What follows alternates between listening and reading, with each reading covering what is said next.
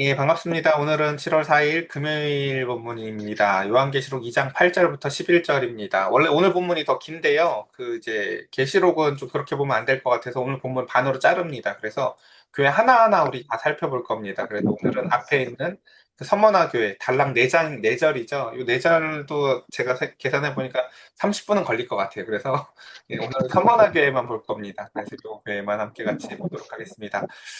서머나 교회 밖에 속에 충성하는 교회라는 제목으로 말씀 나누도록 하겠습니다. 자, 우리가 이제 어제부터 계속해서 살펴보고 있는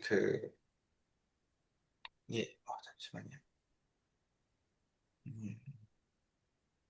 네, 자, 거기 여러분들 그 핸드폰을 잘 안 보이실 것 같아서 여기가 반모섬이거든요. 그래서 이제 반모섬에서 이렇게 소아시아 지역을 바라보면서 그 가운데 있었을 그리가 이제 그 요한에 대해서 우리가 저 앞 시간부터 계속 얘기를 했어요. 그래서 그 편지를 써서 소아시아의 7교회에 편지를 하는 이야기. 그래서 우리가 어제 에베소 교회 살펴봤는데 어제 좀 그 정신이 다들 없는 것 같아서 제가 어제 저도 그리고 목소리가 안 나서 녹화를 올리지 않았어요. 그래서 에베소교회 건 제가 따로 녹화해서 올릴 거예요. 그러니까 다시 보시면 좋을 것 같고요. 오늘 이제 두 번째 교회는 여기 이제 서머나 교회에 쓰는 편지에 대해서 우리가 함께 같이 살펴보도록 하겠습니다. 그리고 자, 먼저 이제 오늘 그 서머나 교회 하면은 제일 유명한 사람이 여러분 많이 들어보셨을 거예요. 폴리갑이라고 그 이제 서머나 교회의 목회자였는데 사도 요한의 제자였습니다. 그 폴리갑에 대해서 많이 들어봤죠? 그 나이 든 할아버지가 그 화형당하는 그림 이런 거 여러분은 그 많이 보셨을 거예요. 한번 천천히 제가 설명을 해볼게요. 그러니까 폴리갑은 그 사도 요한의 제자였고요. 오늘 본문의 배경이 된 그 서머나 교회의 목회자, 감독이었습니다. 근데 그 사람이 이제 받았었던 죄명이 뭐였냐면요. 바로 무신론자라는 죄목이었어요. 이상하죠? 아니, 하나님 믿는 사람한테 왜 무신론자라고 할까?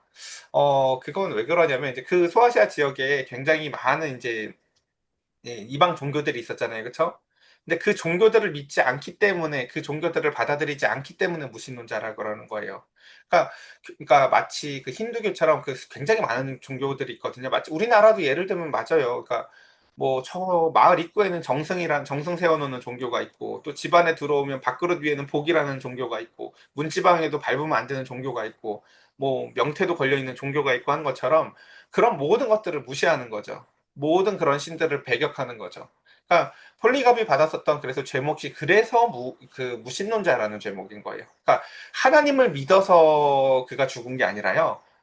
하나님도 믿고 이것도 같이 받아들여라는 걸 받아들이지 않기 때문에 그래요. 그러니까 그러니까 좋은 게 아닌 거라는 걸 여러분 아시겠죠? 그래, 하나님도 좋고, 그래, 뭐 밥그릇에 복도 있어도 좋고, 명태도 걸고 들어도 좋고, 뭐 문 앞에 해바라기랑 돼지 그림. 그쵸? 사람들이 막 복을 받고 싶잖아요. 그러니까 이렇게 장사하는 가게들 보면 여러분 좀 자세히 봐보세요. 다들 그렇게 해바라기 그림들 잘 많이 갖다 놔요. 아니면 그 꿀꿀 돼지들 이렇게 뭔가 돈 많이 벌고 싶어서 이런 것들. 그러니까 그런 것들을 이제 받아들이지 않기 때문에. 그래서 그 이제 폴리갑의 순교록이라고 해서 그 제일 오래된 책 중에 하나예요, 이게요. 그 폴리갑의 순교록에 보면 이렇게 기록이 되어져 있습니다. 그가 86세 나이에 화형을 앞두고 이제 늙고 연약한 폴리갑을 그 보면서 서머나 교회의 한 관리가 이제 이런 제안들을 합니다. 그저 황제가 주님이시다. 이 한마디만 하고 이렇게 분양하는 척만 하면 내가 너를 이 모든 것으로부터 이제 면하게 해주겠다라고 했을 때 그 폴리갑은 이렇게 표현을 합니다. 저는 86년 동안 그리스도를 섬겼고 그분은 저에게 단 한 번도 해를 끼치신 적이 없습니다. 그런데 제가 어찌 구원하신 왕을 모독하겠습니까? 라고 표현하며 그는 그 모든 것들을 받아들입니다. 자, 오늘 그 박해 속에서도 인내하는 교회, 바로 서머나 교회에 대해서 살펴보겠습니다. 자, 달랑 절은 네 절이지만 한번 이제 중요하게 천천히 살펴보겠습니다. 서머나 교회의 사자에게 편지하라. 처음이며 마지막이요. 죽었다가 살아나시니가 이르시되. 이 서문이 제일 중요해요, 항상. 이 앞에서 에베소기에 벌써 여러분 기억 안 나실 수도 있는데, 처음에, 그러니까 그 교회의 서문에 예수님을 소개하는 글이 항상 두 개씩 표현이 되어져 있거든요. 그게 왜 중요하냐면, 그 서머나 교회에게 알려주고 싶은 예수님의 모습인 거예요. 그 교회에게 알려주고 싶은 예수님의 모습이라고요. 음, 그러니까 주님은 에베소 교회에게 알려주고 싶은 예수님의 모습, 서머나 교회에 알려주고 싶은 예수님의 모습, 사대 교회에 알려주고 싶은 예수님의 모습, 여러분들에게 알려주고 싶은 예수님의 모습이 있어요. 필세야, 나는 이런 예수님이야 라고요. 이런 방식으로. 그것처럼 서머나 교회에게 알려주고 싶은 예수님의 모습은 크게 두 가지였는데 첫 번째는 뭐예요? 얘들아, 나는 처음이자 마지막이야 라고 말씀을 하세요. 음, 중간은 아니시라는 뜻일까요? 그게 아니죠. 처음이자 마지막이라는 것은 모든 것이라는 거죠. 이 당시에 사람들도 예수님을 알아요. 근데 이제 유대인들은 예수님을요, 인성만 인정을 하죠. 사람이지라는 거죠. 근데 그것에 대해서 예수님은 이렇게 말씀하시는 거예요. 처음이자 마지막이라는 표현은 사실 이사야에서 자주 등장을 하거든요. 누구한테 쓰는 표현이냐면 하나님한테 쓰는 표현이에요. 그러니까 지금 이 서머나 교회에게 예수님이 말씀하시는 거예요. 나는 처음이자 마지막이야. 그럼 딱 알아들어. 이게 무슨 말이에요? 나는 하나님이야. 라는 말씀이에요. 음, 그래서 그 가운데 이제 그것을 첫 번째 기억하라는 거죠. 너희가 지금 믿고 있는 나는 단순히 이 땅에서 왔었던 사랑 많은 어떤 어, 갈릴리의 목수가 아니라 나는 하나님이란다.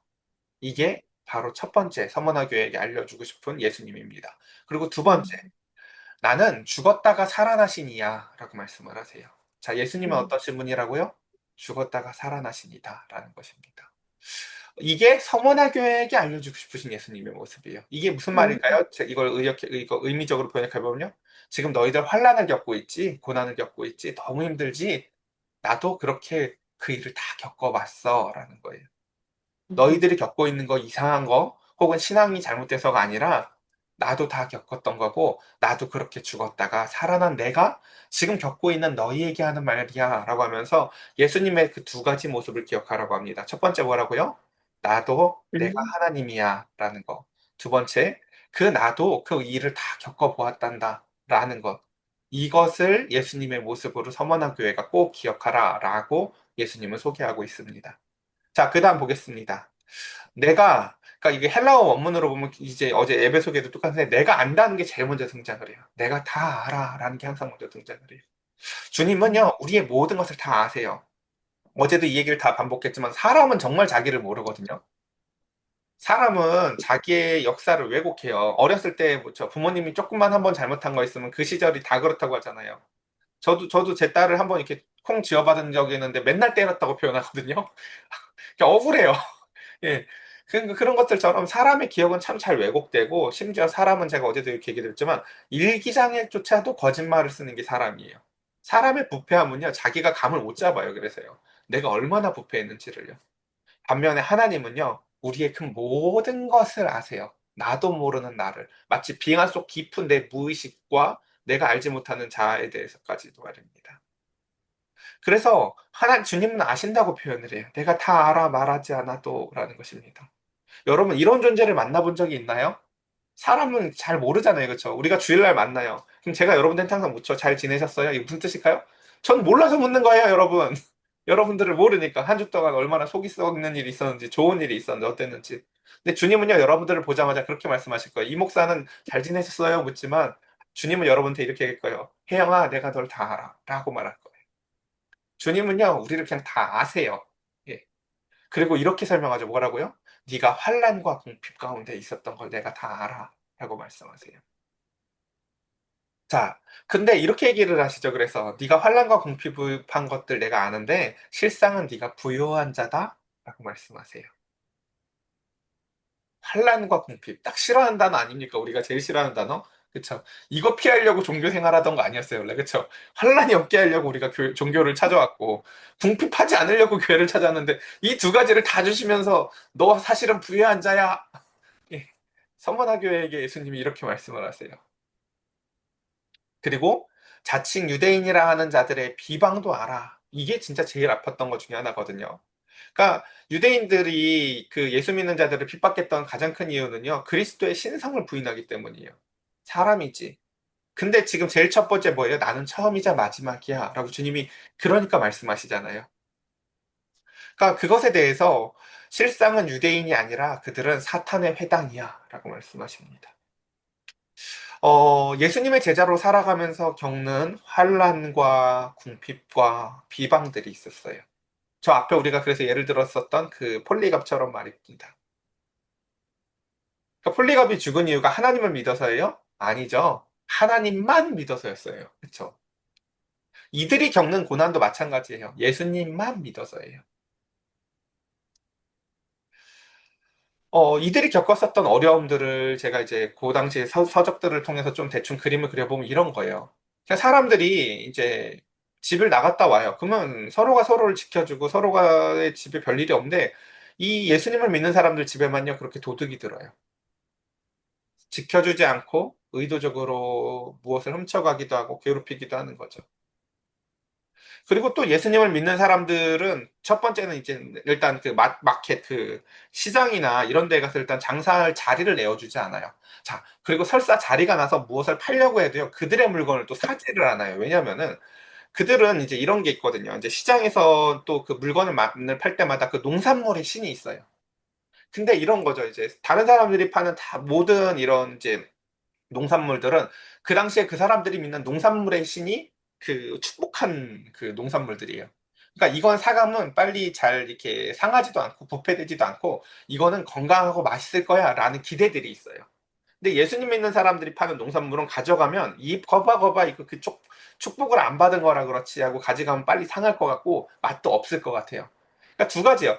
장사를 못 하기도 하고요. 장사를 해도 안 팔려요. 이게 딱 하나예요. 왜요? 우리가 그 길드에 들어가지 않고 그 사람들의 그 상인회 이런 데에 들어가지 않고 예수를 믿고 그 가운데서 혼자 그렇게 팔려니까 참 어려운 거예요. 오늘날에 저희 집에 옆에도 수유시장이 있거든요. 시장 안에서 상가 안에 자리를 잡고 장사하는 사람들은요, 보면요, 모습은 어때 보일지 몰라도 주차장에 가보면 다 외제차예요. 어쨌든 간에요. 예. 그들을 그래서 함부로 무시하면 안 됩니다. 근데 반면에 시장 밖에서 노점 자리도 없어가지고 앉아서 콩나물 같은 거 이렇게 벗기면서 파시는 할머니들이 있어요. 그분들은 정말 좀 다르죠. 자리도 없고 늘 눈치 보이고 뜨거운 땡볕 아래에서 모든 것들이 더 빨리 상하고 식어요. 그런 것처럼 예수를 믿는 사람들이 당시에 장사했었던 모습을 여러분 상상해 보고 싶으면 시장 밖에서 점포와 자리도 없이 장사하시는 분들을 떠올려 보시면 돼요. 자, 그러니까 거기서 누가 물건을 사나요? 그쵸? 잘 사지 않죠. 정말 긍휼히 여기는 마음이 있지 않는 이상. 그러니까 그들은 그래서 환란과 궁핍이 더해졌었고 그걸로 끝나지 않아요. 거짓으로 소문을 내고 고소 고발이 난무합니다. 여러분 바울이 계속 고발당하잖아요. 로마의 시민권자인데도요 불구하고요. 그렇죠? 바울도 그랬는데 심지어 나머지 사람들 여러분 어떻게 했는지 상상해 보세요. 그렇죠? 그러니까 예수를 믿고 산다는 게 얼마나 고됐을지를 여러분 상상해 보셔야 돼요. 경제적으로 늘 가난하고 그 가운데서도 집에 마음 편히 집도 못 비워요. 나갔다 오면 자꾸 도둑이 들어있고, 그 가운데서 음. 내가 하지도 않은 일을 내가 했다고 고소고발을 당하면서도 살아가는데, 주님께서 뭐라고 말씀하신다고요? 너희가 믿는 나는 처음이자 마지막이야. 내가 그 하나님이고, 나도 그 일을 다 겪어봤단다. 주님도 끝까지 그쵸? 비방과 고소고발을 당하시면서 십자가에서 달리시고요. 예수님 되게 마르셨을 거예요. 그쵸? 예. 오병이어 같은 이벤트가 뭐 몇 번이나 있습니까? 그쵸? 자, 그런데 그래서 주님께서는요, 이 서머나 교회에게는 이제 보면 비방할 게 없는, 이제 책망할 게 없는 교회가 두 교회 등장하는데 그 중에 한 교회가 바로 이 서머나 교회입니다. 그러니까 이 서머나 교회는요, 주님께서 마음으로 너무 사랑하시는 교회예요. 그래서 이렇게 얘기하시죠. 너는 장차 받을 고난을 두려워하지 말라.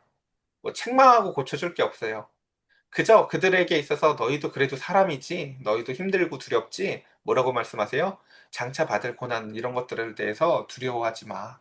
그리고 볼지어다 마귀가 장차 너희 가운데서 몇 사람을 옥에 던져 시험을 받게 하리니 너희가 10일 동안 환난을 받으리라. 이상하죠? 이거 막아주셔야 되는 거 아니에요? 그쵸? 여러분, 이거 막아주셔야 될 것 같은데 주님이 뭐라고 말씀하세요? 두려워하지 마 하고요. 근데 뭐라고요? 마귀가 너희 가운데서 몇 사람을 옥에 던져 시험을 받게 할 건데 너희가 10일 동안 환난을 받을 거야. 이게 무슨 뜻이냐면요. 그 기간이 짧을 거야 라는 표현이에요. 음. 그러니까 다니엘서에서도 보면 이제 다니엘과 세 친구들이 예를 들면 그 이제 왕으로부터 나오는 음식 먹지 않고 그 가운데서 그 시험을 이겨내는 이야기가 등장을 할 때 그게 하루 동안이라고 계속 반복해서 3번 표현을 하거든요. 그러니까 그게 날짜의 개념을 표현하고 싶은 것보다는요, 그 시험이 짧았다는 걸 표현하는 거예요. 물론 그 시험을 통과할 때는 길죠. 시험을 통과할 때는 길지만 지나가 보면 그 시간이 사실은 짧았다라는 걸 표현하기 위해서 그렇게 표현을 하는데요. 주님께서는 이렇게 말씀을 하시는 분이시다라는 것입니다. 너는 장차 받을 고난을 두려워하지 마. 왜요? 내가 처음이자 마지막이고 나도 그 고난을 다 겪어봤단다. 그리고 그 고난이 음, 생각보다 짧아. 얘야. 라고 서문화 교회에게 위로해 주십니다. 그러니까 왜 계시록이 위로의 편지인지 여러분 아시겠어요? 저 사람한테 꼭 맞는 말씀을 전해주시고 저 사람에게 꼭 맞는 예수님의 모습을 나타내세요. 그래서 여러분, 그래서 고난이 사명이라는 거예요. 왜요? 고난받은 자의 모습이요. 내가 그 고난을 겪어봤기 때문에 누군가에게 뭘 할 수 있어요? 나도 그 모습을 겪어봤어라고 우리가 말할 수 있는 또 하나의 자격증이 생기는 게 고난이기 때문이에요. 그래서 고난을 유익하다고 하는 것 중에 하나가요. 우리가 품을 수 있는 사람이 생겨나는 거예요. 그래서 그 가운데 음, 내가 죽도록 충성하라. 그리하면 내가 생명의 관을 내게 주리라 말씀하십니다. 어떻게 하라고요?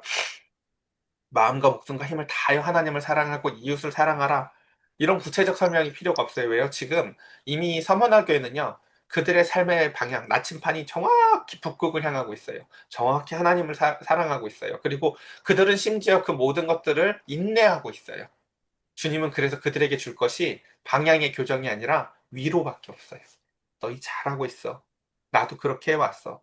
그리고 이제는 그렇게 계속 끝까지 충성하는 거야. 두려워하지 마. 라고 말씀을 하십니다. 그러며 그들에게 생명의 관을 주시겠다 이야기합니다. 여러분, 그 그리스의 정말 설명하고 싶은 게 너무 많은데, 어제 이제 에베소 교회에서도 제가 몇 가지 그림 보여드렸는데, 그 보면 우리가 신는 그 신발들이나 의류 브랜드 중에서 나이키가 있죠. 그 니케라는 여신이 승리의 여신이에요. 그래서 그 이제 이제 그 의미가 그런 거죠. 그러니까 요 나이키 신으면 승리할 수 있어 이런 거죠. 그것처럼 그 니케 여신이 그런 의미인데, 그러니까 그 당시 사람들이 갖고 있는 이미지를 통해서 그 당시 사람들이 갖고 있는 것을 통해서 예수님을 설명하는 거예요. 그래서 어제 제가 그 동전 뒷면에 있는 7별을 보여드렸죠.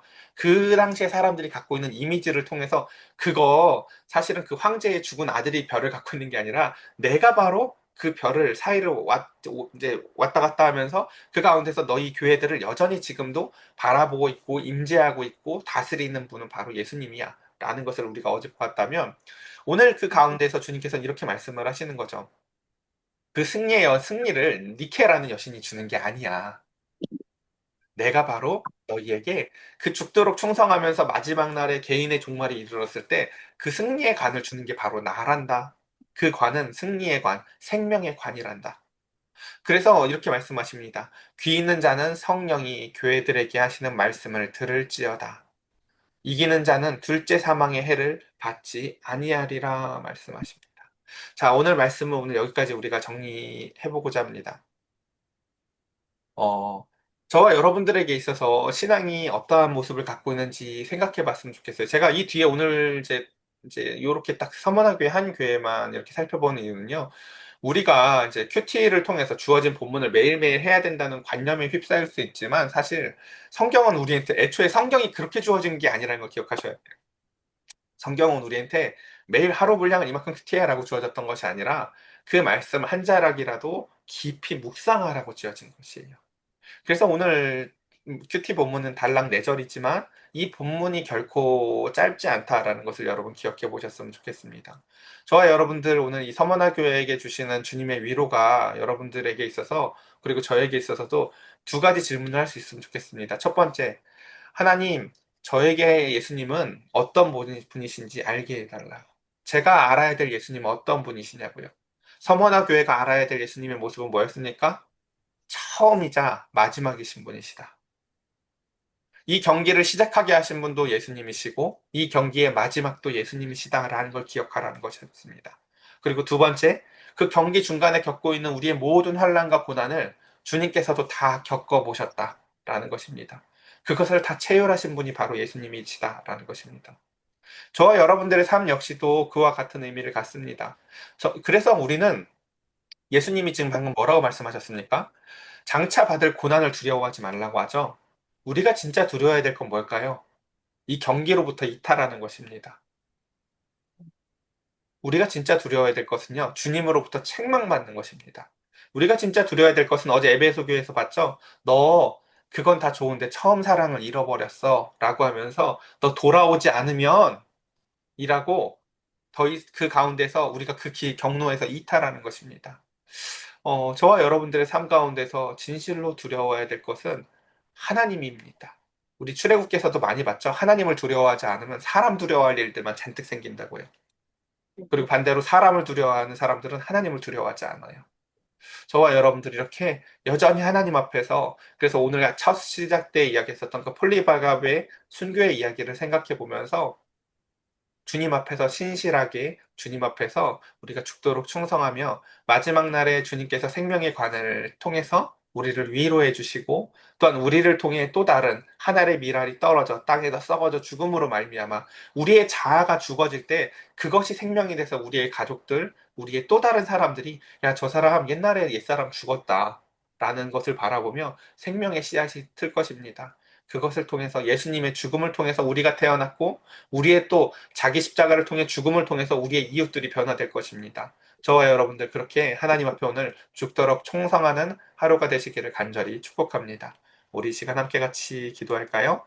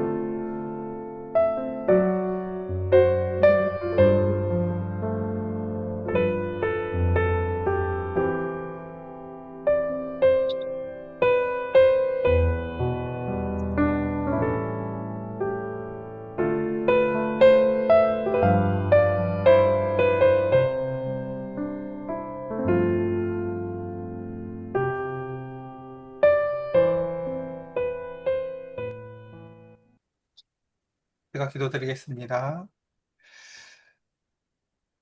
주님은 서머나 교회에게 말씀하십니다.